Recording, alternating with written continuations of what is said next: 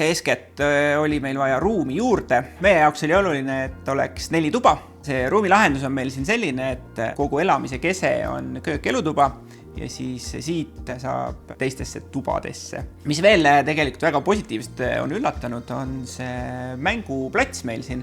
Et siin saavad õhtuti kõik maja lapsed kokku ja hakkab mingi suur möll ja mürgel, et see on nagu üli hästi käima läinud. Eelistus oli ka see, et korteril oleks terrass või rõdu.